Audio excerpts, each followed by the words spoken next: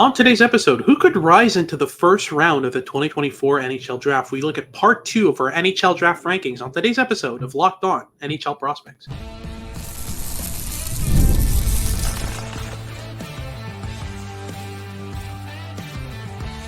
You are Locked On NHL Prospects, part of the Locked On Podcast Network. Your team every day. Hello and welcome back to Locked On NHL Prospects, part of the Locked On Podcast Network, your team every day. On this podcast, we break down everything prospects related for you 5 days a week, Monday to Friday. I'm Hadi Kalakash, joined by Sebastian High. We're both directors of scouting at Dobber Prospects. And on today's show, we'll be looking at part 2 of our Dobber Prospects rankings, our top 96 for the 2024 NHL Draft. This is our pre-U18s rankings, so we're going to be looking at the U18s as well and seeing what happens there, keeping a close eye on these prospects and kind of giving you the breakdown later on in the year with our final rankings after watching all that. But for the moment, these are our April rankings, and we'll break them down for you. We won't go through rounds 2 and 3. We've already went through the first round entirely in yesterday's episode. But on today's episode, we'll look at some of the prospects who would rise into the first round.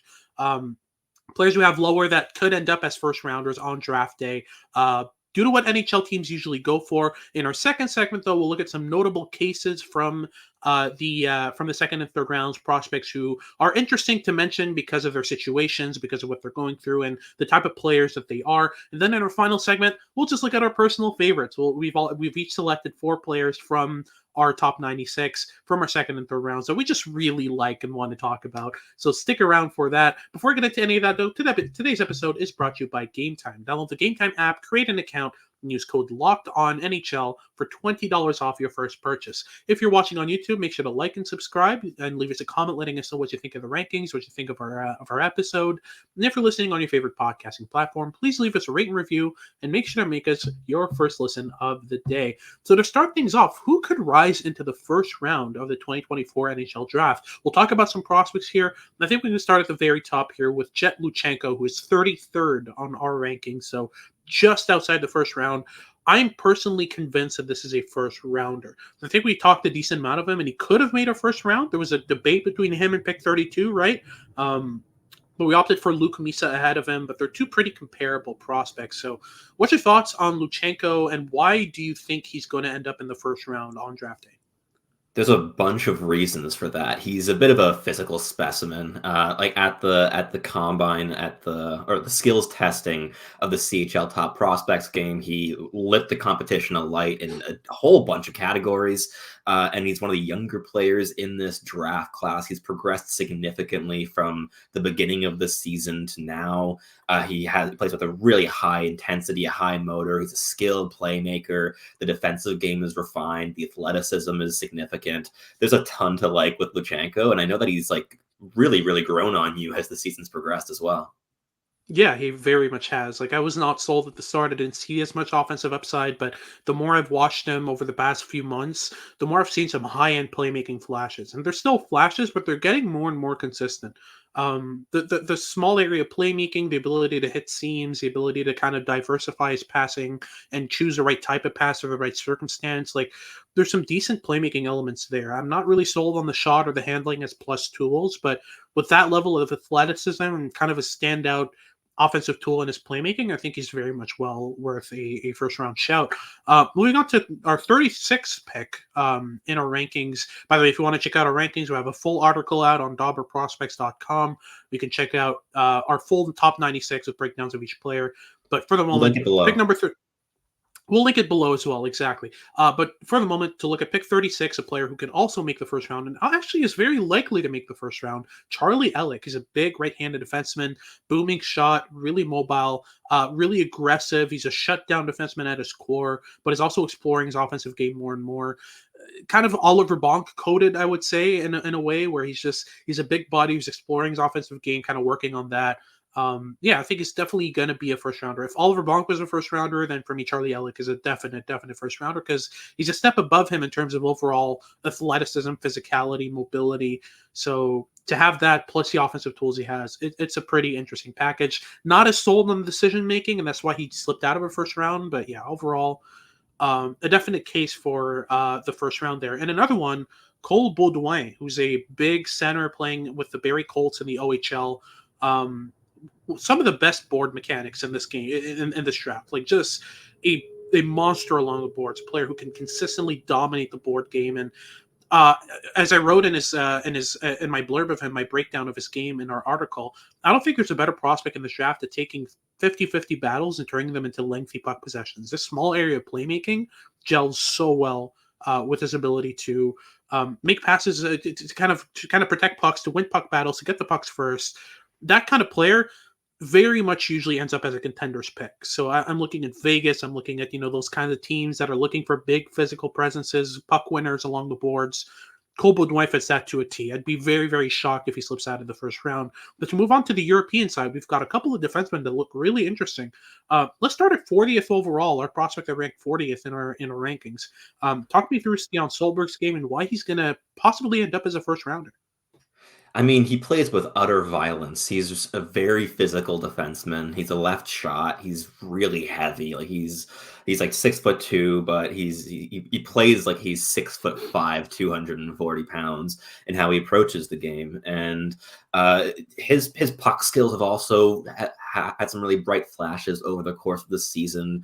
His offensive game is quite raw, but there's room to grow there. And I think the main reason that he's a high likely chance of being a fringe first rounder come draft day is that his World Junior performances were absurdly good. He was playing 30 minutes a night for Norway. He was their number one defenseman, and he was basically playing the number one and number two defenseman role in that team over the World Junior Championship. And while his game did deteriorate over the course of the tournament with that incredibly heavy workload, he was still able to be one of the better transition defenders at that tournament as a draft eligible for the weakest team in the tournament. So there's a lot to like with Solberg, and the mobility, the physicality gel really nicely together. And I think he has a very high chance of being a shutdown defenseman for a really long time. The question remains whether that'll be on a third or a second pairing at the end of the day. For sure, but I think the high ceiling is really what kind of sells me to him as a contender's pick. Like, the contenders usually go for these types of players. Moving on to our 49th pick, Leo Sahlin Wallenius is ranked, I believe, 7th on NHL Central Scouting's European board. That gives him a solid chance of being a first rounder, right? Very solid chance, and we're still a little bit more skeptical. He is a dynamic offensive defenseman, and he has the frame to really expand his defensive impact as well. He's 6'2", and he's like at least how he looks on the ice, he looks like he's 200, 205 pounds. In terms of J20 competition, he's one of the heavier players on the ice. And he's a tremendous skater in all four directions, really agile, rapid footwork. And the playmaking flashes have been very bright with him. But we still have quite a few questions around Sahlin Wallenius's on-puck decision-making. Even his off-puck reading of the game, it could really use a lot of refining. He gets caught puck-watching defensively quite consistently. The on-puck decision-making is really raw. He can get really pigeonholed on individual ideas that he has rather than keeping his options open. And while there definitely is intriguing upside, especially with the puck on his stick and with the mobility that he does have, that we still have a lot of questions on just how translatable that is in a high-end NHL role, which is why he figures here at 49th on our personal board. But clearly, some people around the league are a lot more bullish on the upside with him. But last for the segment, we have a massive hulking North American centerman, and this is on your side of the pond. So talk me through Dean Letourneau's game. Yeah, Dean Letourneau is super interesting. I mean, this is a player who has an amazing level of physicality in this game. And yeah, he's massive. He's like 6'7", 200 pounds. He's playing with St. Andrews College in the Canadian kind of high school and collegiate system. And that's a level that he definitely needs to get out of as soon as possible. He has played a couple games in the USHL. but there's a significant gap in his processing between those two leagues. Like this is a player who's very much a product of the way that this league is built around. But the physicality is great. I think the skating is decent as well for a player of his size. I'm not really sold on the puck skills. I don't see anything massive there, but I like the habits. He cuts inside a lot. He's often playing inside of contact, and he obviously handles that contact very well when he's playing against max like 6'1" defensemen in the high school system, who aren't the best defensemen in the world either. Like it's obvious he's going to get out of those contacts with the puck, and he's going to be able to work through them. But at the USHL level, that's also been a constant. He's also been just as effective in the USHL system regarding those aspects. So yeah, a pretty interesting player, and a player who I've seen in the first round in a lot of rankings, and I've heard a lot of buzz about regarding NHL scouts and what they think about him. So I'm fairly convinced this is going to be a 20 to 30 pick at the NHL draft come draft day. But that wraps things up for our first segment. We'll talk about our second segment in just a second here, where we talk about some notable cases, not necessarily players we think are going to be picked in the first round or anything, but just really interesting players, interesting cases, and interesting toolkits as well that we'll talk about in just a second. But just before, a quick word from our sponsors over at GameTime.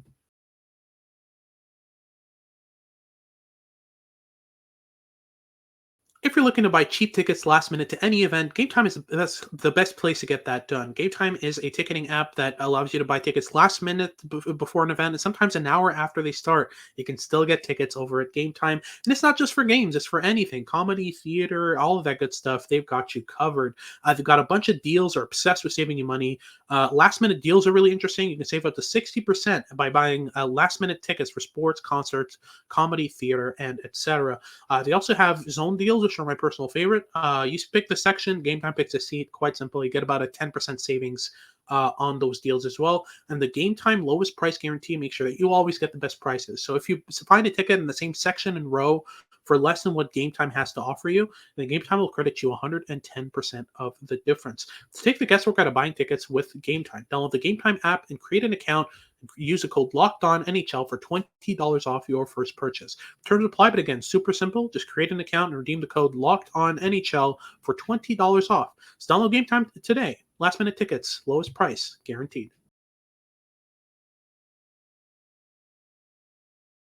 Alrighty, so moving on to our second segment, we'll look at some notable cases, some players who aren't necessarily players we predict as being first rounders or anything like that, but are just really interesting cases for this NHL draft. We'll start off at the top end here at 34th. We have Aron Kiviharju in our rankings here at Dobber Prospects, and he's an interesting case because I think he could go anywhere between 15 and like 65. Like there's such a wide gap between the higher end of his projection and the lower end of his projection. And it's all about how sold you are on his upside, but also how much his injury played into his projection, right? We don't have much details about what happened specifically and what his injury was specifically, but it seemed pretty serious. He's been out since September. He's just coming back for the U18 Worlds. It's going to be the first tape we've seen of him all year, basically since the start.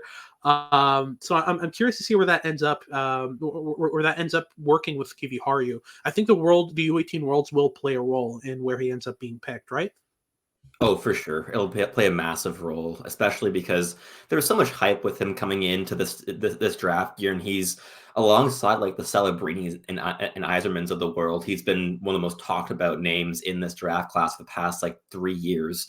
But he's a player whose game just hasn't necessarily evolved or progressed a massive amount in the past couple seasons, but he's still among the smartest and best passing players in this entire draft class. And those are two tools that he can really work around to forge an NHL career. But a lot of his game beyond those two facets leaves a lot of questions that have yet to be answered.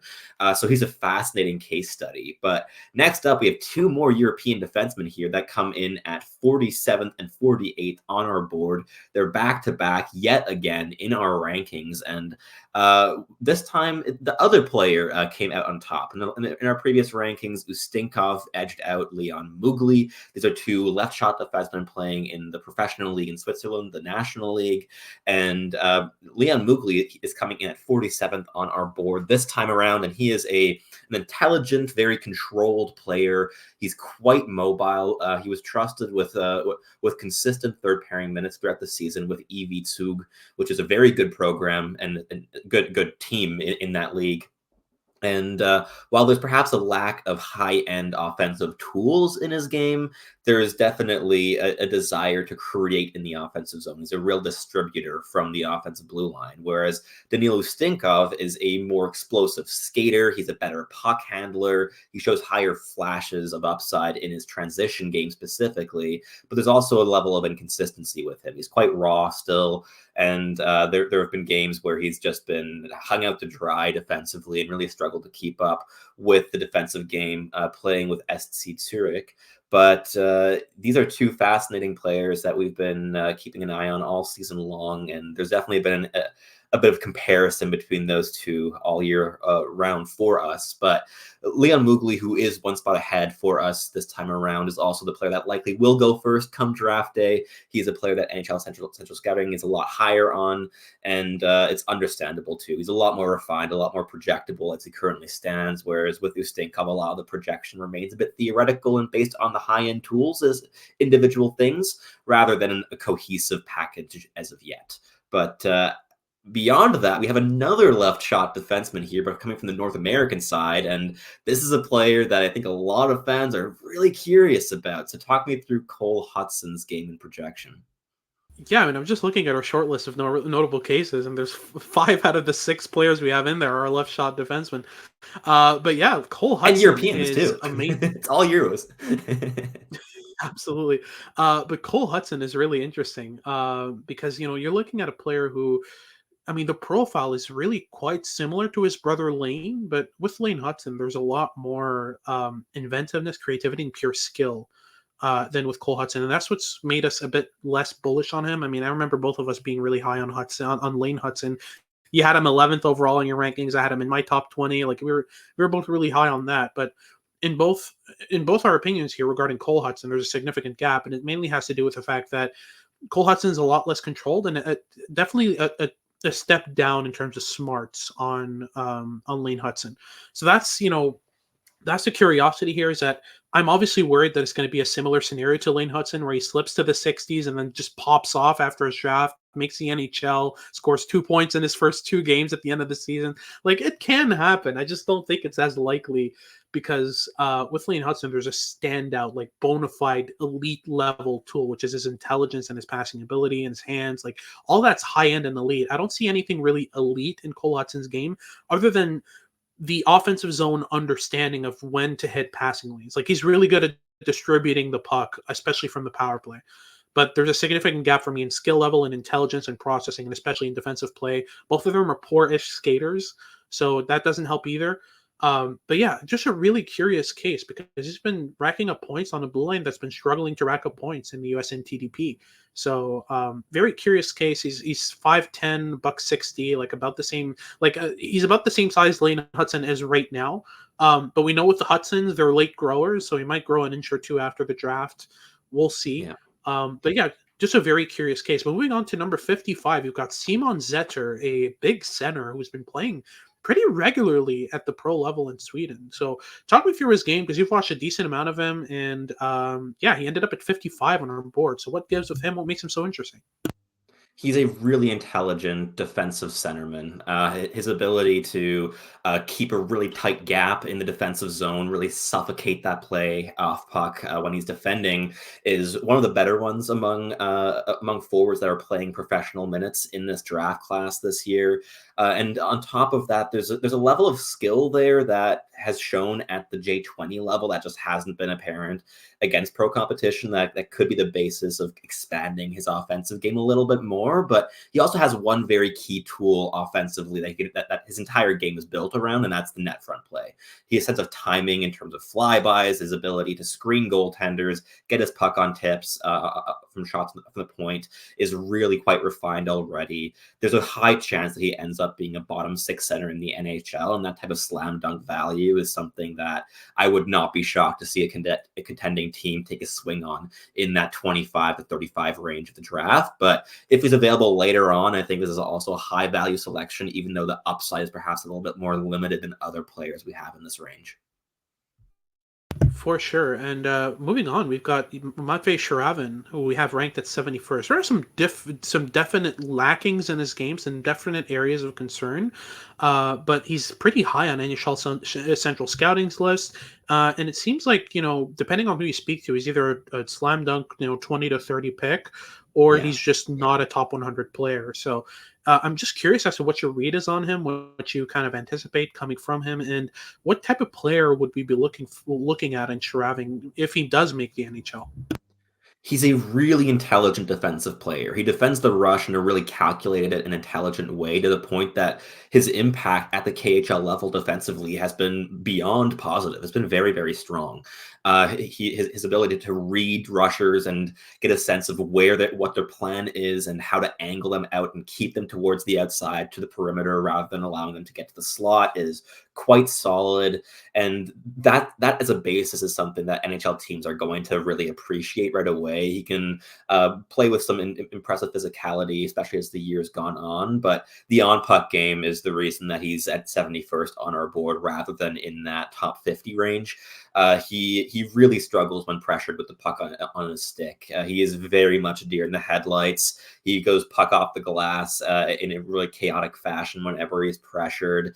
The handling ability is significantly subpar as a tool. And while he's a decently mobile defenseman, he really struggles to leverage that in his offensive and on-puck game.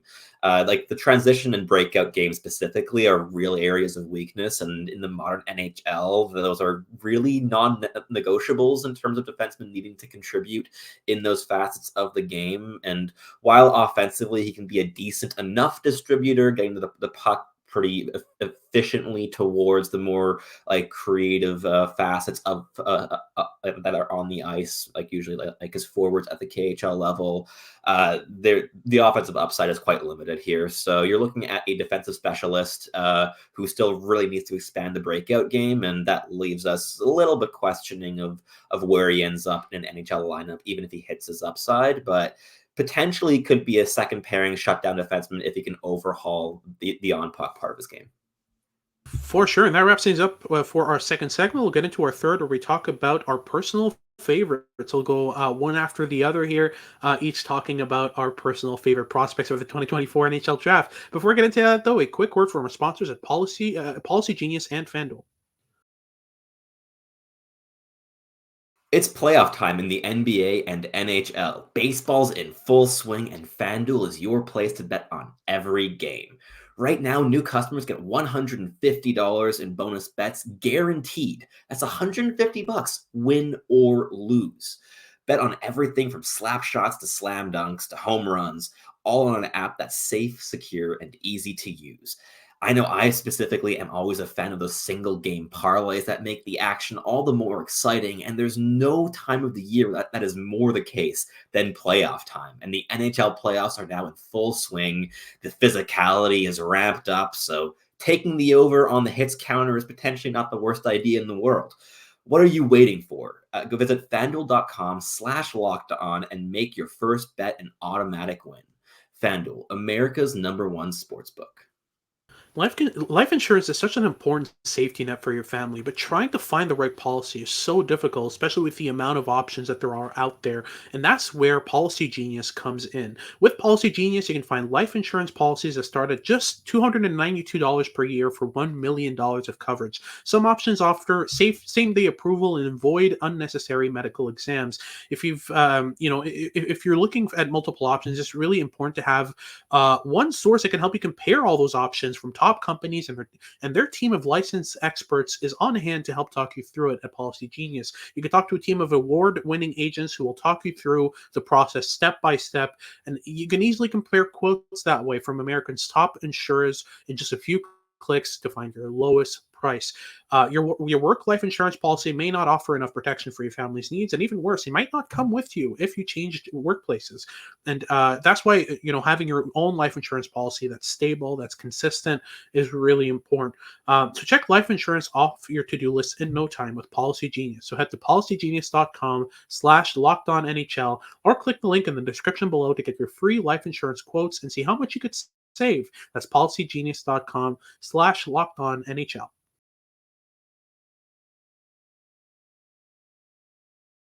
Alrighty, so moving on to our final segment and my favorite segment, our personal favorites. Let's get into it right away. We're going to start off with our favorite prospects from our top 96 rankings for the 2024 NHL Draft. These are our April rankings, so not our final rankings yet. We've still got some hockey to watch before we put those out around in June. But our Dobber prospects top 96 is out. It's going to be linked below. Make sure to check it out. These are our personal favorites. I'm going to start off on my end with the 39th pick in our rankings, and it's John Mustard. Mustard has been so great to watch this year. The amount of speed and skill that he brings to the game. I mean, this is a player who's pedal to the metal the whole time.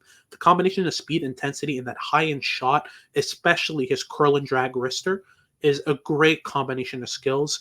And he was in our first round at one point. He was in my first round at one point.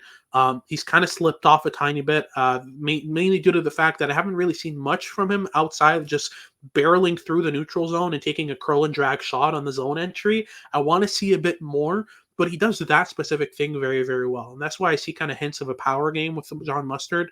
He protects the puck really good and really well in transition. He takes out his knee and kind of pushes it out when he's kind of driving towards the net, kind of blocking a player's stick from being able to get on the puck, which gives him that just tiny bit more space to curl and drag a shot into the top corner. And that release is really, really good. So I think there's 30 goal upside with John Mustard if everything works out, especially if he can round out his game and add more to it. But he's still raw as he stands, which is why he's not in our first round. But yeah, moving on to your pick, Sebastian, as your favorite prospect and your highest ranked of your 4 favorite prospects from this segment. Talk me through Luke Osburn's game, because we're both pretty sold on his upside now, aren't we? We are. He's one of the youngest players in this draft class, and he's also one of the more intelligent players in this draft class, which is a combination I'm always a very big fan of. He's also progressed significantly over the course of the season, starting out with the Youngstown Phantoms in a bottom pairing role and finishing the year playing first pairing minutes with Andrew Strothman. He is a 6-foot left shot D, quite an average size, but the physical tools have a lot of room to grow, especially with that foundation of intelligence. The defensive impact's been quite strong, especially late on in the season, and very calculated as well off puck. My next one up is also a 6-foot tall left shot defenseman. That is Noel Fransen. So we're talking about a Swede from the European side of the pond. And he is basically Alphonse Frey light in my eyes. He is a very intelligent, mobile, puck-moving defenseman who gets a defensive impact with a strong stick play, always sticking in those high danger passing lanes, and has a solid foundation of those defensive habits to compensate for the lack of real high-end physicality. But it's the on-puck game that I think has a lot of room to grow, and that's where the real upside lies with him. He can be a power play quarterback. He's really intelligent with the routes he takes and the passing options he chooses. He's quite composed on puck, waits for passing lanes to open up for him, and he's a player that I would have fought for as high as 40th on our board. So he landed at 46th at the end of the day, with Osburn at 44th. So these are 2 players that I'm a very big fan of. But next up, you've got an undersized sniper who came in at 41st overall for us in Justin Poirier. Talk me through his upside.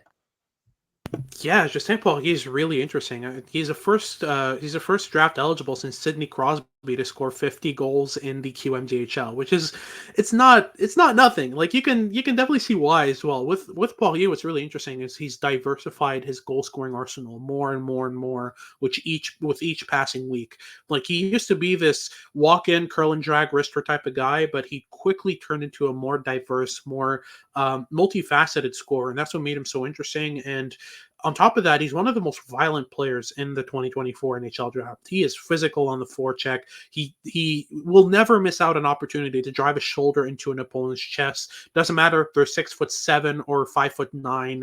He's got the same approach.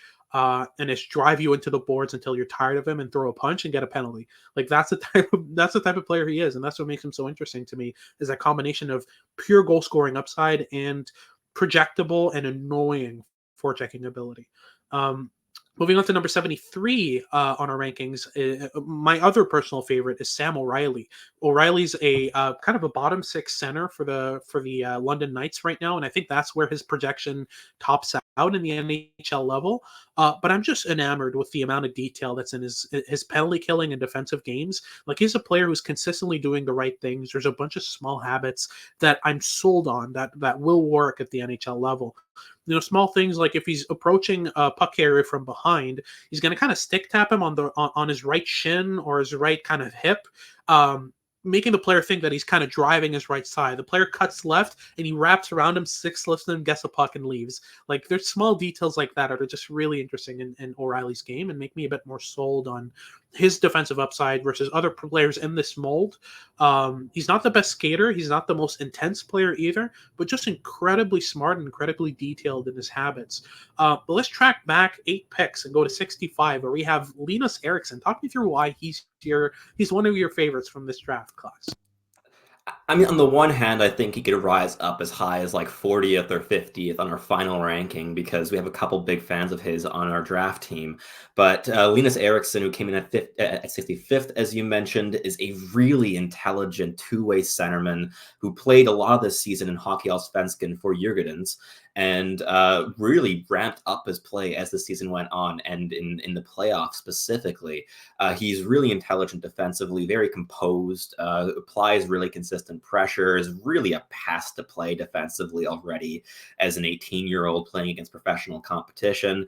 He has a very high and consistent motor, and on top of that, he plays into the system really, really well. Like, he's very reliable. He's a very reliable system player, which to me makes him a really projectable NHLer as well in bottom six capacity when you pair it with those other facets of his game. That high-end intelligence also got him at 10th on Central Scouting's European skaters list. So there's not a negligible chance he ends up in the first round come draft day with that sound foundation of habits and tools. And while there's a bit of a limitation in the high-end upside with a lack of elite level tools, I think he's a pretty slam dunk NHLer, especially at this rank. And the last player I'm going to talk about before I leave you with your last favorite at 96th overall, the final player on our rankings, the player that I pound the table for, is a D+3, and that is Yuri Tiacek, an undersized 5'9" left shot defenseman playing in the Czech Pro League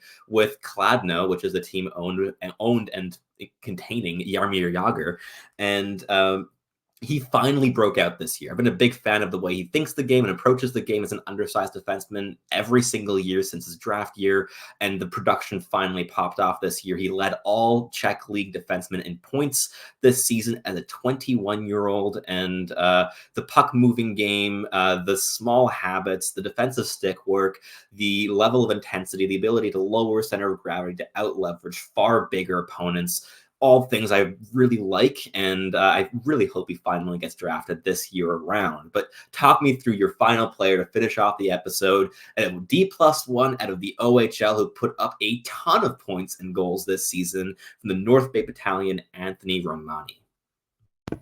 Absolutely. Anthony Romani is fantastic, especially this year. I mean, there wasn't much to write home about last year. I mean, this is a player who struggled to put up many points. He put like 40 points in 60 games in his draft year, and his defensive game and physical games weren't really moving the needle either, which made him really difficult to project because you're seeing a player who's underproducing, but also not really working well off the puck.